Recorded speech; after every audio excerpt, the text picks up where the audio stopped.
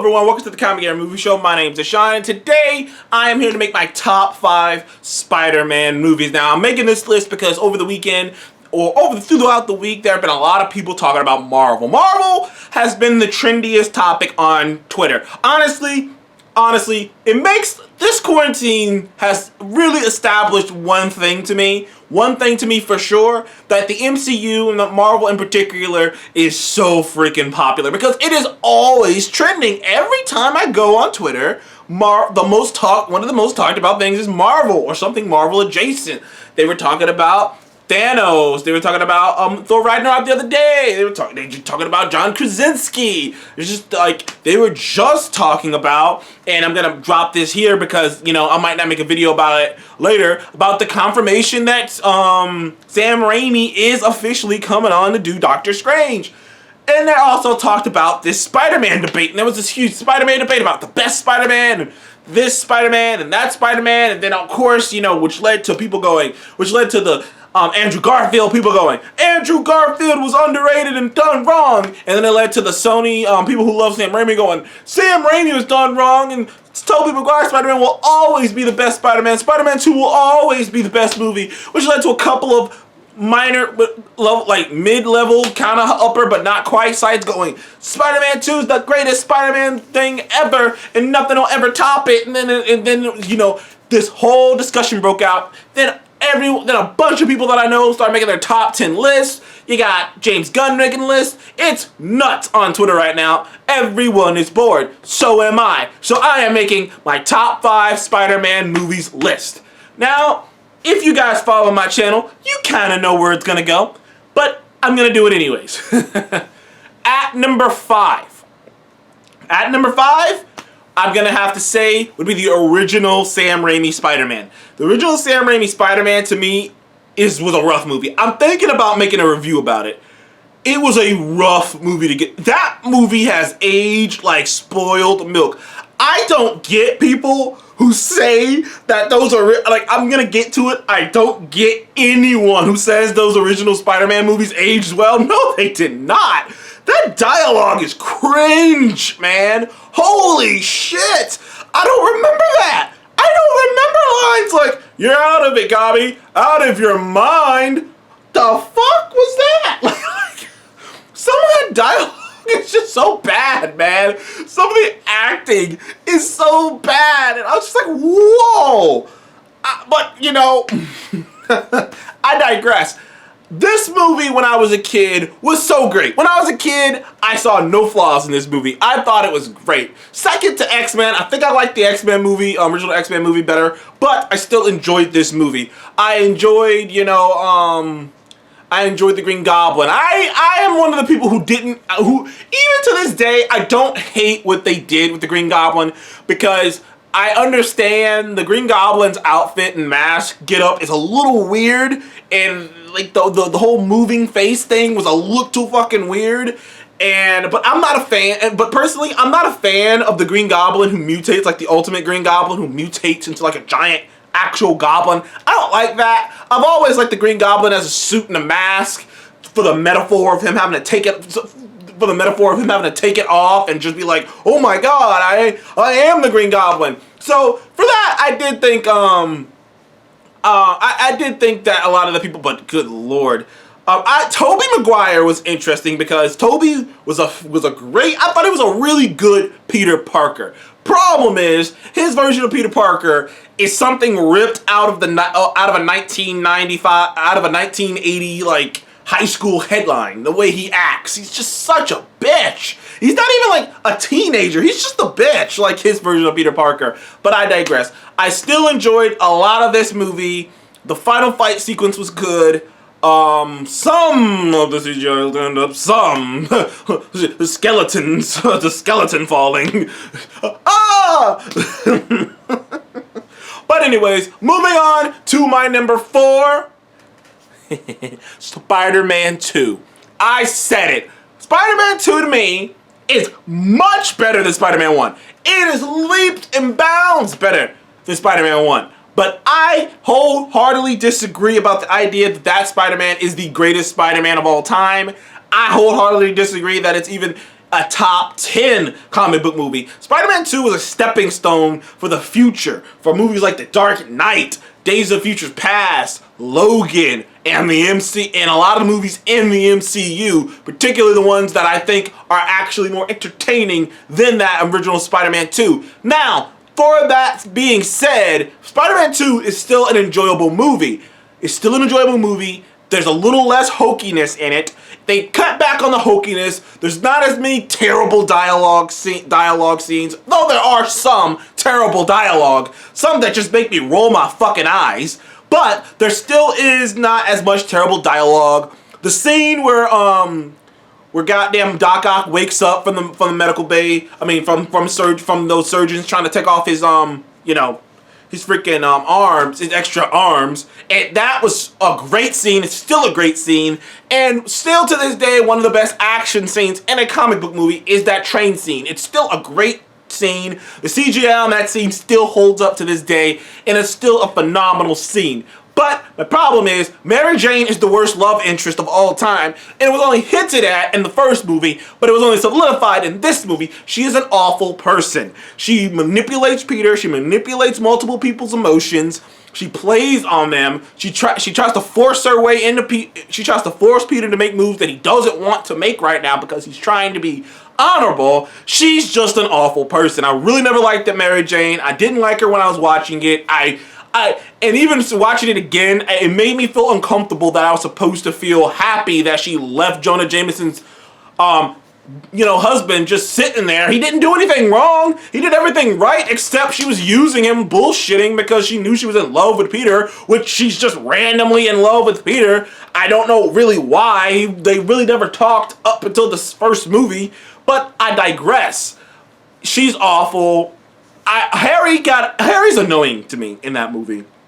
Harry is incredibly annoying because he's one of those characters who's so set at what he's thinking, and he's so set on what he's thinking. And James Franco really didn't do a good enough job selling me on that, anyways. But James Franco's characters, Harry is so set on what he's thinking that no matter what the hero does, he's just like, I want to kill you because you killed my father, but I didn't kill your father. But I know you killed my father. How do you know you killed my father? Because I saw you. And then literally the fucking dude, and then it keeps going like that. And even after he saves him, after he figures out who he is, he saves him multiple times. He doesn't need to save him. All this shit that he does to show that he cares about him. And no, you killed my dad. The dad, by the way, which he hated. So Harry was just annoying to me throughout the entire course of that movie. And not to mention, I did think Doc Ock was a good villain, but he was a very cliche villain. The whole losing your wife thing and going mad is very cliche. It's been done 1,000 times before. The losing your wife thing. And to that point, I still think he performed it really good. And I still liked how it ended with him. But to that point, it's not actually as unique as some people build it up to be. Some people build it up to be like he was just extraordinary villain, like he was the Joker or some shit. Like, no. Actually, I think the Green Goblin is a better villain than Doc Ock, because the Green Goblin was a bit more complex than Doc Ock. Doc Ock's arms told him what to do. His arms said he should rob a bank to continue to make his project, which is both confusing and weird. That I'm like, where did he go to go pay for that shit? Like, there are parts that are missing out of that story. Like, there are a lot of parts missing out of that story that makes absolutely no sense. But I still enjoy Spider-Man 2. Don't get me wrong. I think Spider-Man 2 is a very good superhero movie. I think it's good. I don't look on it with those nostalgic eyes. I don't look at it that way. I look back on it, and some of the dialogue does not hold up. And then, the thing is, understand this. Before I move on to number 3, understand this.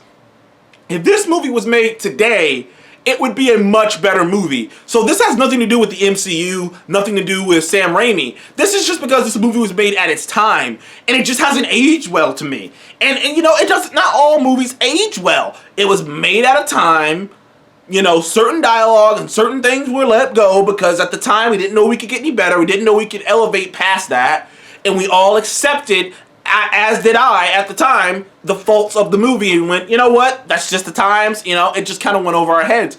But now that I've seen great movies, I've seen great movies, great written movies, I've seen great written comic book properties, I know what good dialogue looks like. I know what good characters look like. And the only good character, and there's only 2, 3.5 good characters in that entire movie, and it's Peter Parker, the villain-ish, Jonah Jameson, and, you know, and maybe Aunt May. Everyone else is kind of annoying. It's kind of annoying, and they're kind of just there. And it just, you know, they're just wheel spinning to me.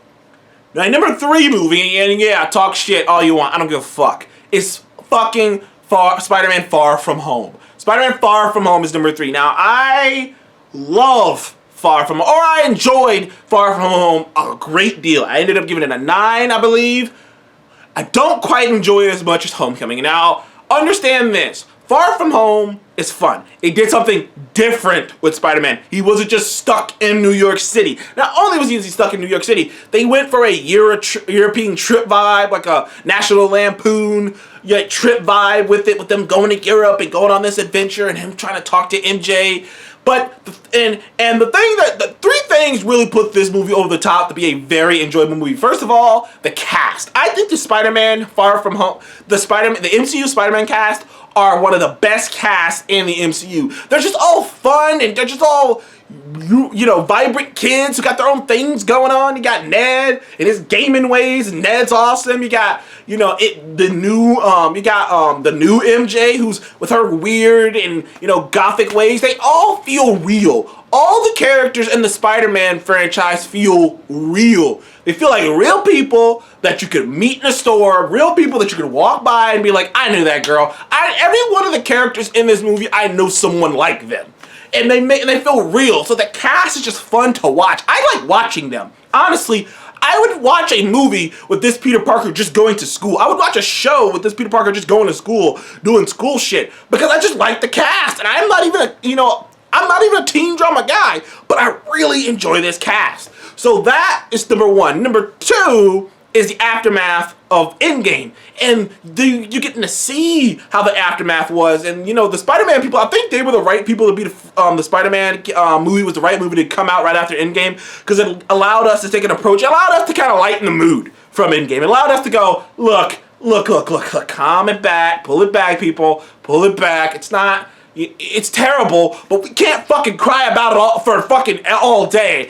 And like oh man, the beginning, my heart, I will always love you. The whole Whitney Houston beginning with the freaking thing with Tony Stark and Captain America. I mean, that was beautiful, man. That was hilarious. The whole bit about the freaking basketball team, about the band disappearing and then the band reappearing in the middle of a basketball game. The whole bit with the teacher being like, my wife faked her own dusting and then ran off, but we did a real funeral. Like, all of that, all the humor in this, all the, you know, in-game aftermath, especially the stuff with Tony, stuff with the stuff with I'm Happy, and the things, like, all that stuff was just fantastic.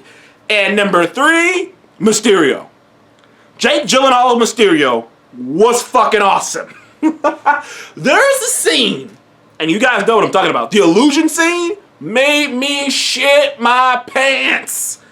I could not believe what I was seeing. And that's what I mean by technology catching up to your dreams, man. This shit that could not have been done, that would have been done so amazingly cheesy back in 2000s, back in the early 2000s. It would have been so fucking cheesy, and everyone would have been like, that's art. Man, fuck that. That would have been amazingly cheesy. So, for those 3 things, and a couple others, but I don't want to make this video too overly long, Spider-Man Far From Home is my number 3 favorite Spider-Man movie. Number 2 is Spider-Man Homecoming. Spider-Man Homecoming, to me, is the best live-action Spider-Man movie. I love that movie unabashedly. The moment I saw it, that movie had me hooked. From the motherfucking intro to the to the fucking, you know, the rising of the title with an orchestrated version of the Spider-Man song. Dun, dun, dun, dun, dun, dun, dun, dun, dun. I remember. Oh man, Seth was right next to me. I just had the biggest grin on my face. I remember watching that movie, and only thought that went through my mind was, he's home. He's home. He's home. He's home. He will be loved. This will be loved. I will love this. And I did. I love that movie. That movie is everything. First of all, some of the things I've already said about Far From Home can go into Homecoming. The cast, phenomenal. Peter Parker, Tom Holland solidified himself as Peter Parker. He does everything. He is the embodiment of it all because, as many people have already said, Tobey played a good Peter Parker. Spider-Man. And then Andrew played a pretty good Spider-Man. In a bad Peter Parker. He plays both great. He's quippy. He's on it. He's jokey. He won't shut up. But when he's Peter Parker, he's shy. He's meek. He doesn't know how to talk to girls. He's scared. He doesn't, know what to do. He doesn't know how to have conversations with people all the time. He's a smart kid, but it's as if he doesn't know how smart he really is. And they established that right up top. And the thing is, this is when I realized what direction Marvel was going. They were going to be faithful to the character while simultaneously doing different things. Because he still is great power comes great responsibility. He still is a kid. He still is that kid, and he still has to learn that lesson. He just learns it in a different way. He's still that kid, and he still is a kid. He still is this nervous kid who wants to look out for his aunt. He's still a kid over his head who wants to be a hero. But the reasoning for him wanting to be a hero is a bit different, because the reasoning would be a bit different. The Spider-Man in the comic books, most of the time, is about around the same age as a lot of the other heroes who are coming out. This is a Spider-Man who grew up in a world full of superheroes. He grew up in a world where the Avengers exist. He grew up in a world where Iron Man exists. Iron Man saved his life and signed an autograph in Iron Man 2 in Iron Man 2, actually. Well, they retconned it, but that is canon now. So this is a kid who has been looking up to this Iron Man, to these characters all his life. Of course, they would be the motivation for him becoming a superhero over maybe Uncle Ben, because when Uncle Ben told him when great power comes great responsibility, Uncle Ben didn't know he had Spider-Man powers. Uncle Ben just was posed on some wisdom on him before he passed away. But growing up in a world full of superheroes, that makes the entire story different. And they did it, man. They nailed it. I love Spider-Man Homecoming. It's my favorite Spider-Man movie. One, maybe. Nah. Now, number one is everyone's number one. You can't call yourself a Spider-Man fan if you do not have Into the Spider-Verse as your number one Spider-Man movie. It's perfect. It's almost perfect. It's the closest thing to a perfect superhero movie I've ever seen. To me, that superhero movie justifies that superhero movie is what all superhero movies are about. That it's everything it's about. History, artwork, characters, emotions, arcs, what it means to be a superhero, what it means to be Spider-Man, all of it put into one movie. It is perfect. It is a 10 out of 10. It has one of the best soundtracks. Art design is unique as fuck. There is no art design quite like the Spider-Verse art design. It looks like a living comic book. Into the Spider-Verse is perhaps the greatest superhero movie of all time. Perhaps. I don't want to go on record saying that, but it is perhaps the greatest superhero movie of all time. In terms of what, like I said, it is everything a superhero movie is about. It's everything the genre is about the genre of superheroes is about. And it represents something pure, that was not tainted by Sony, that will probably be tainted by Sony now, because now they know what they have, because the only reason this wasn't tainted was because they didn't know. But that is my top 5 Spider-Man movies from the bottom. Number 5, I got Spider-Man 1. Number 4, I got Spider-Man 2. Number 3, I got Spider-Man Far From Home. Number 2, I got Spider-Man Homecoming, and number 1, I got Into the Spider-Verse. Thank you guys for coming to Comic Guy Movie Show. Please remember to like and subscribe. I'll see you in the next one. Goodbye.